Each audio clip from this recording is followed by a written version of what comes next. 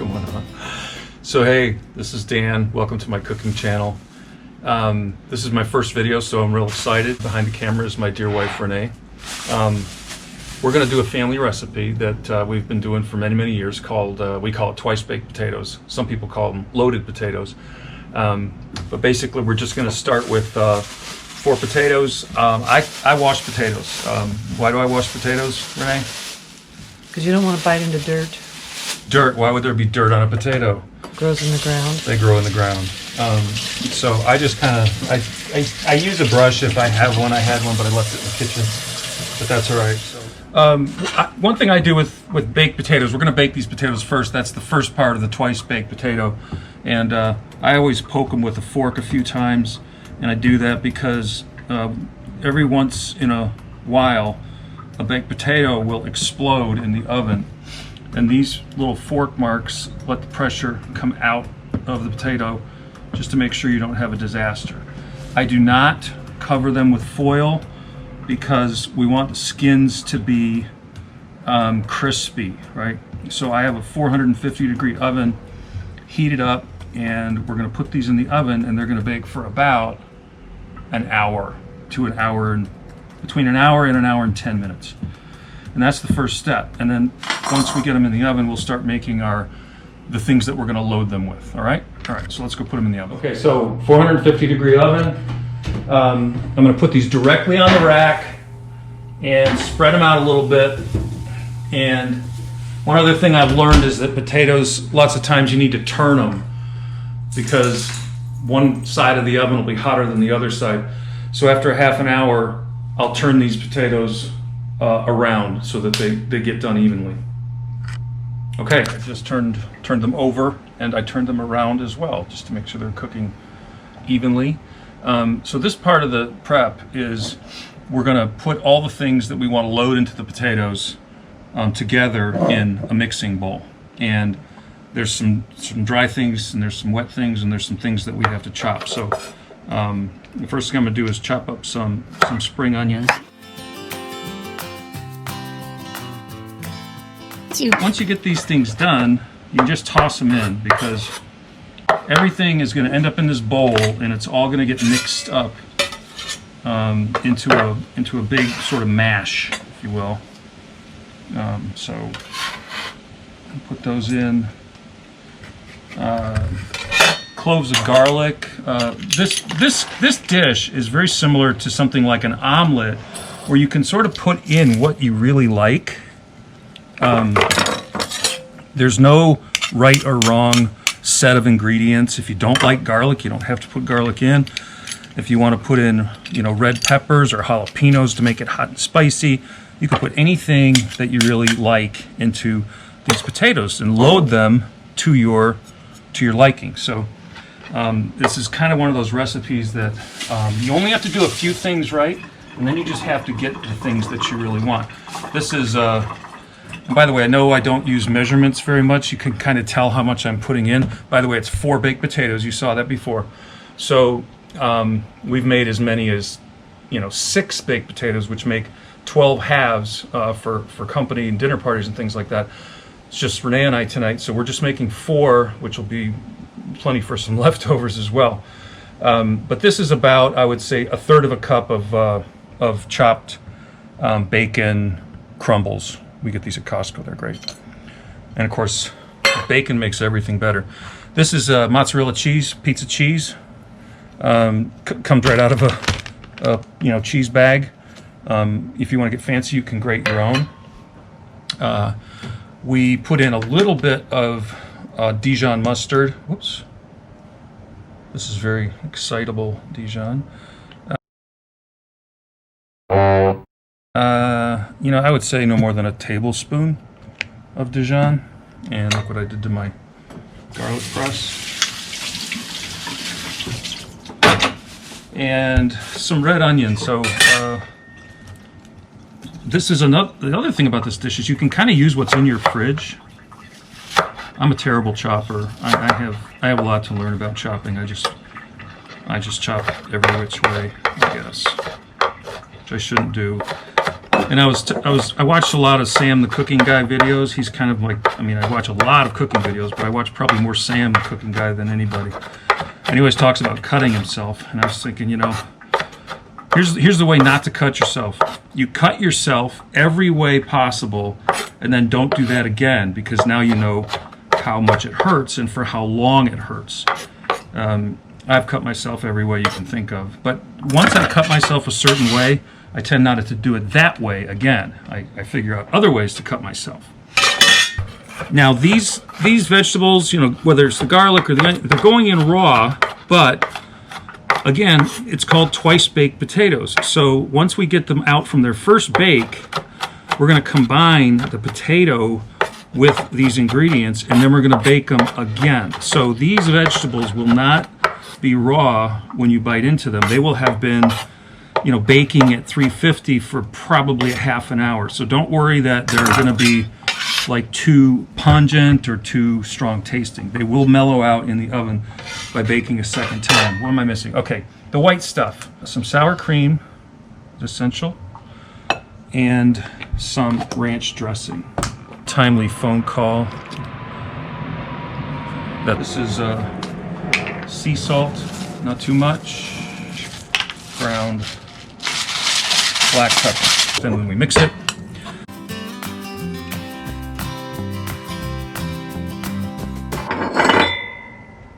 all right. Okay. So we've got the potatoes out of the oven, and they're still very, very hot. So I've got to be careful. But when you create the two halves that you're going to scoop the potatoes into, you've got to be really careful about how you cut them. If you just whack them, you know, with a butcher knife or something, you'll tear up the skin. So I've learned that through mistakes. So what I use is a bread knife, and I saw carefully. See how that cuts nice and clean? I saw carefully through it, and only when I get to the very bottom, somehow it got hot. See, now it falls apart nice and clean like that, and I only burned myself to the 2nd degree. Here's how we scoop them out. Okay, this is a soup spoon. I'm going to use this is like a barbecue glove to hold it so that I don't burn myself. And again, and then I just scoop. Look how that potato just falls right out of that skin. And I don't feel like I have to get every tiny scrap of potato. If I dig at that potato, I might break through the skin. I don't really want to do that. I want that skin intact. Okay, so now these skins are ready to be loaded with the loaded potato. All the potatoes are in here now, and I'm mixing this. Now, there are a ton of different ways to do this thing. You can beat them with a mixer. You can put them into a food processor. You can use a hand potato masher. The question is really, what consistency do you want once the potatoes are moved from here into their shell? And I prefer, I've done it every way you can. And we tend to prefer a chunky, potato, not creamed or beaten to a pulp, but more of a chunky kind of presentation. So I really don't need to go at this with a mixer or a pounder. The potatoes tend to fall apart as you stir them like this. Sometimes if I see big pieces, I'll take a knife and I'll kind of just go like this through it to slice through some of the bigger pieces. But that's really, if you like the potatoes a little chunky, that's really not necessary. It goes like this. So it's a really big scoop. We want them to be like over the top of the edge. We don't want them to be all the way down there. And you keep them in there kind of light. See how I didn't pack it in there? It's just 2 scoops that sit in there. Of course, when they bake in the oven again, they will, in fact, I'm going to put this right over here. When they bake in the oven again, that potato and the cheese will melt and fill in all the little crevices, so you don't need to pack it in there. That's the main point. So These are my in the skin potatoes. We're going to dress them up a little bit with these things. But the next thing I'm going to do for these that are going to go in these little cast iron boats is I'm going to chop up these skins, because I want skin. I want skin in the game. You know what I mean? You may not like skin. You don't have to do this. The skin is decidedly tough, but a lot of people think the skin contains a lot of the vitamins and minerals that are good in potatoes. So I'm going to chop up these skins, pretty small because they're tough. And by the way, some people, when you make these potatoes in the skins like this, sometimes people just scoop out the potato. If they don't like the skin, they just scoop out the potato, which is fantastic, and they just leave the skin, and you compost it or whatever, or you give it to me, and then I eat the skin all by itself, like my mama taught me. These little pieces of skin are going to go in here, and I'm going to mix it up again, and that'll be the final bit before we start with these cool little Lodge cast iron things. By the way, in the kitchen, I turned the oven down from 450 to 350. So the second phase of baking is going to be at 350. I'm going to take a little bit of butter and just rub it on these. Cut butter in there to make, number one, to make sure it doesn't stick, which I don't think it will anyway, because there's bacon in here.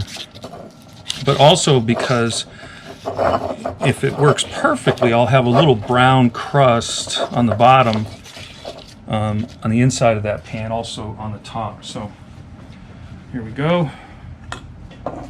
Probably get a little bit more in these guys. You could probably serve this, for one person, or you could serve this size of a container for 2 people.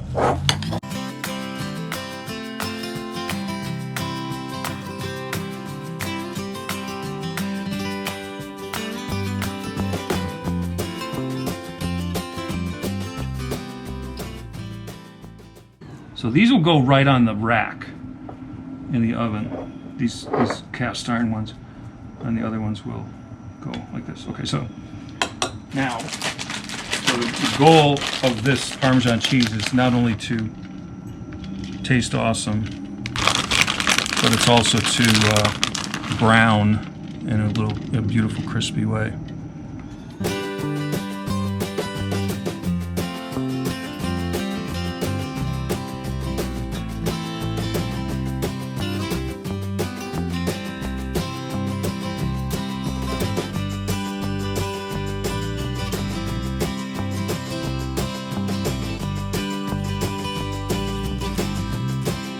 So, and lastly, my green onion. And a lot of that'll fall off. That's okay. That's part of cooking. Making a mess. Making a mess, yeah.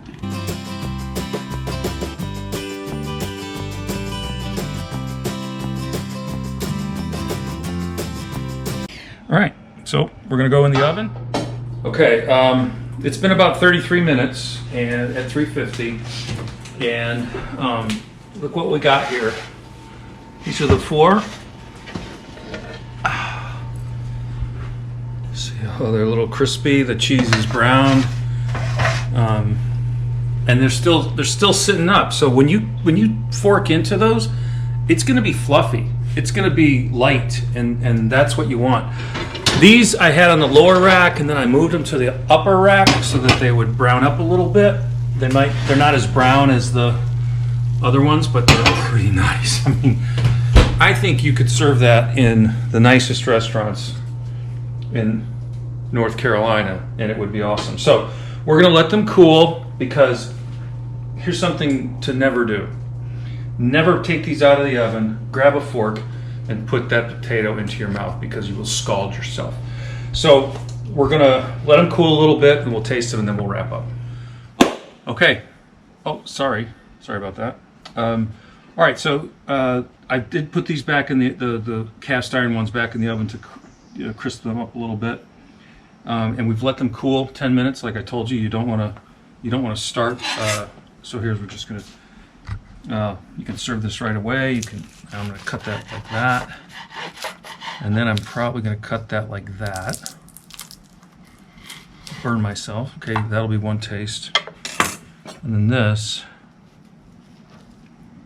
Oh, look at that. Oh, like I said, you could serve this for 2 people and one person could scoop, a bit on their plate, and the other could, or for like big eaters like me, this could be one. Look at that. Oh, look at the cheese.